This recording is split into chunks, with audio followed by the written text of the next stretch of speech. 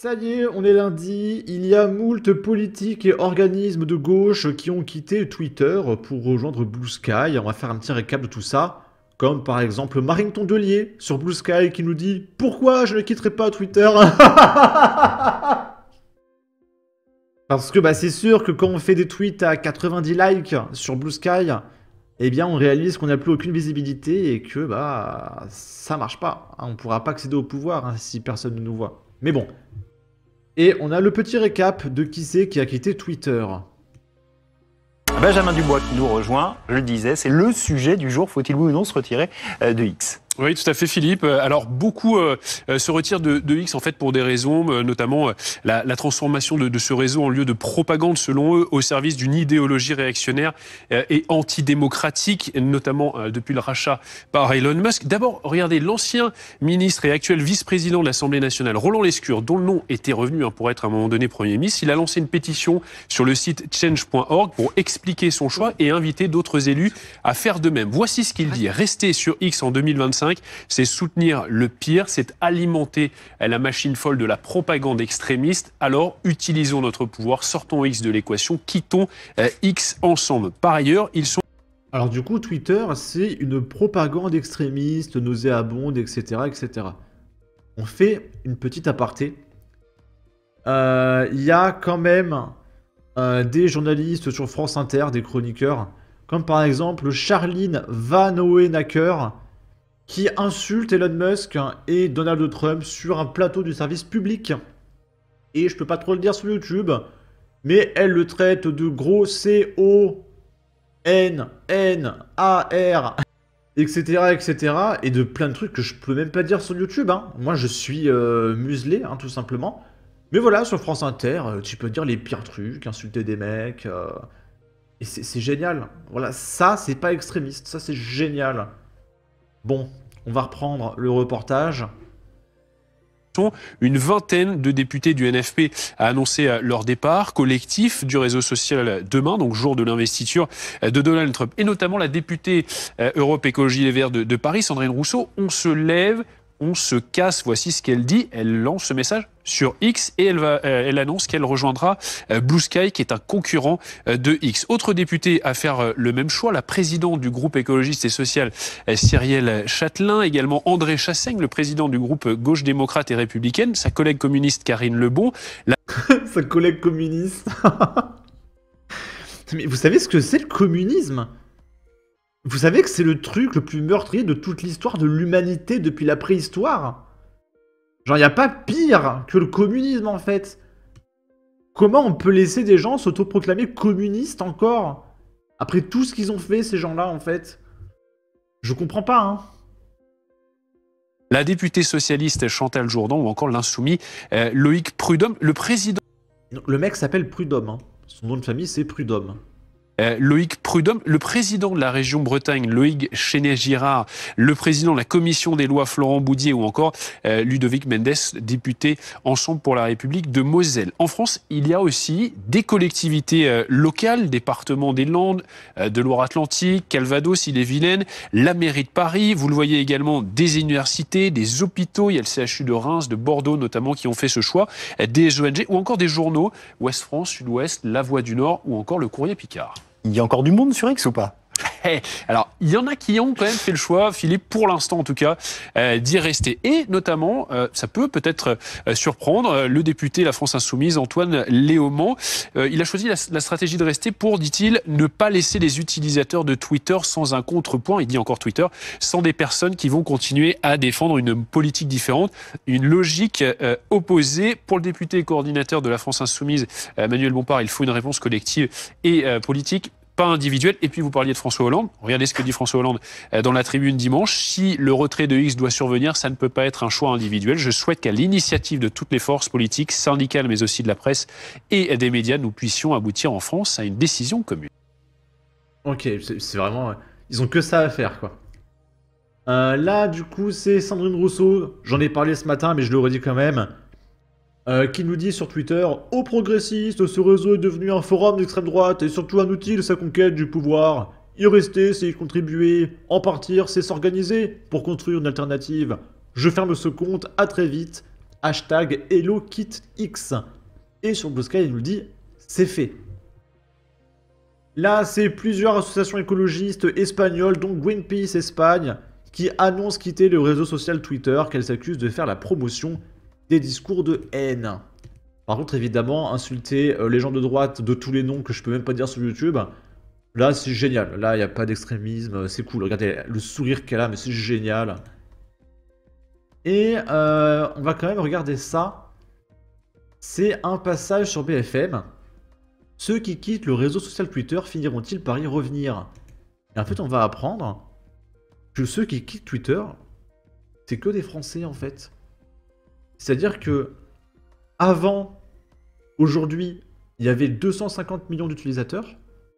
Et aujourd'hui, il y a 250 millions d'utilisateurs. Parce qu'en fait, la France, c'est rien à l'échelle du monde. Il y en a beaucoup, notamment en Europe, qui croient que l'Europe, c'est central dans le monde. Mais on n'est personne. Il y a les États-Unis, il y a la Chine. On n'est personne, on n'existe pas. Les Européens, c'est des serpillères, on est le tiers-monde. On accueille le tiers-monde, on se pauvrifie comme c'est pas possible. On n'existe pas. Et donc, même s'il y a moult organisations qui se barrent de Twitter, à l'échelle du monde, bah, ça fait rien en fait, ça fait même pas 0,1%.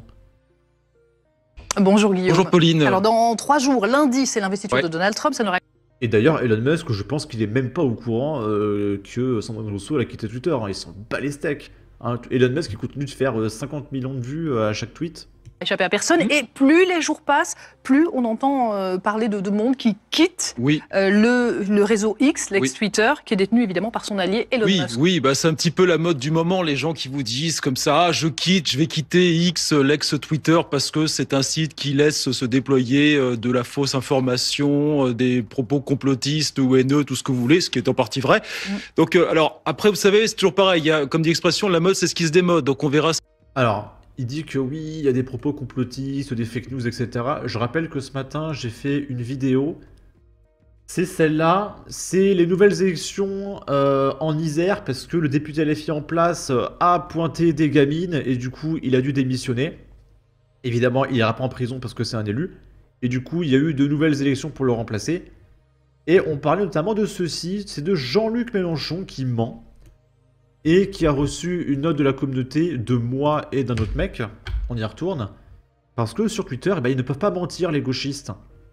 Jean-Luc Mélenchon qui dit « Aucun groupe d'extrême gauche n'a agressé qui que ce soit. Il n'y a aucune équivalence avec l'extrême droite.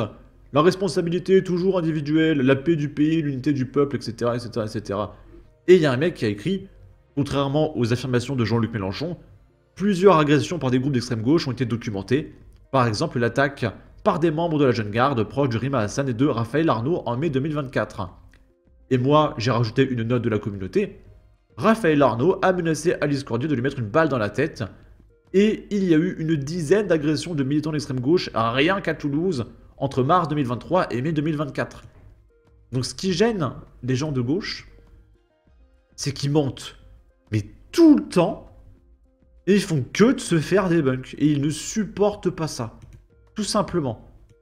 Ce qui se passe, ce qui reste de tout ça en quelques mois. Mais c'est vrai qu'on voit de plus en plus, en France notamment, des acteurs privés et publics qui disent on quitte X tout simplement. Dernier exemple, c'est hier, c'était la mairie de Paris qui a dit qu'elle allait quitter X lundi prochain, le 20 janvier. Donc, mais c'est vrai qu'on a... Mais qui suit la mairie de Paris? Tout le monde s'en fout de la mairie de Paris. On a eu récemment pas mal de collectivités locales, notamment. Vous avez le département des Landes qui a dit on s'en va. Loire-Atlantique, Calvados, Haute-Vienne, Ille-et-Vilaine. Vous avez l'agglomération de Guéret, c'est comme ça. Vous avez la ville de Poitiers. Et puis il n'y a pas que des collectivités locales, vous avez des La ville de Poitiers qui quitte Twitter, mais tout le monde s'en fout de Poitiers, sérieux.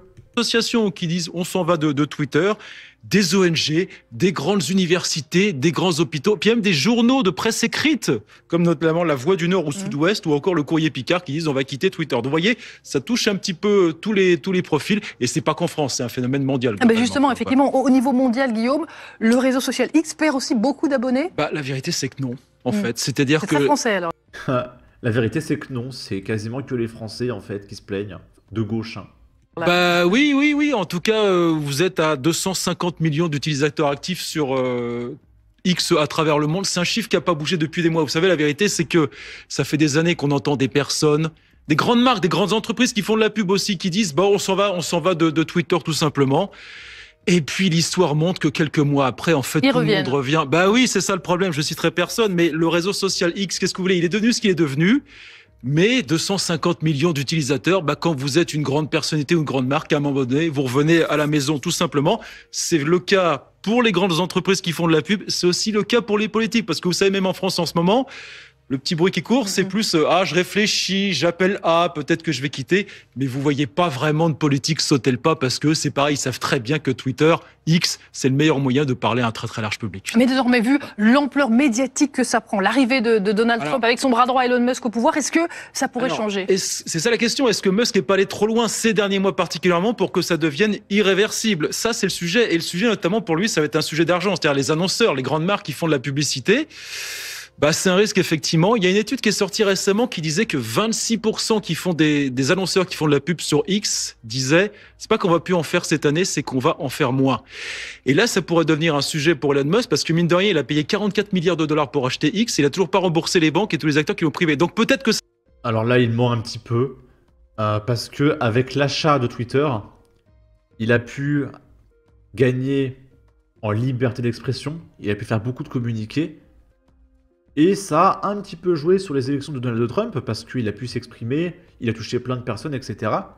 Et avec l'élection de Donald Trump, le patrimoine en actions d'Elon Musk est passé à plus de 400 milliards. Donc en gros, il a gagné quasiment 150 milliards, Elon Musk. Donc il a largement remboursé Twitter. Vous inquiétez pas. Hein. Ça va faire changer un petit peu d'état d'esprit dans les prochains mois. Je vais vous dire, pour l'instant, ça l'inquiète pas du tout. Il y a un an, par exemple, quand plusieurs grandes marques américaines se sont retirées de X et l'ont fait savoir, il leur a répondu sobrement, pardon de le dire, il leur a dit allez vous faire foutre. Voilà, tout ça pour vous dire que pour l'instant, tout ça ne l'inquiète pas fondamentalement, mais... J'adore Elon Musk. Et on verra si il est allé trop loin pour que dans les prochains mois, eh ben, les pubs et l'argent s'en aillent. On verra à partir de lundi, d'ailleurs. Mais il s'en fout, Twitter, c'est pour la liberté d'expression. Bon, ensuite... là, c'est Libération qui nous dit « Elon Musk peut-il perdre de l'influence si les politiques, les institutions et les médias quittent Twitter ?» Oui, répond le mathématicien. Et à quel moment le mathématicien, il est calé pour te parler de politique, d'influence et d'économie? Je comprends pas le rapport. Enfin, Libération veut vraiment t'expliquer que Twitter, c'est le diable. Hein. Libération qui est toujours sur Twitter, hein, au passage. Et on termine avec ça.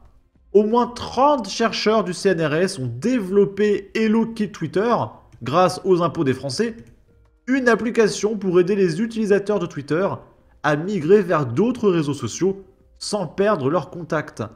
L'objectif est de quitter collectivement la plateforme le 20 janvier, jour de l'investiture de Donald Trump. Donc, avec nos impôts, ils font des applications de merde parce qu'ils savent pas faire clic droit désinstaller. Hein, c'est trop compliqué, c'est trop technique pour eux.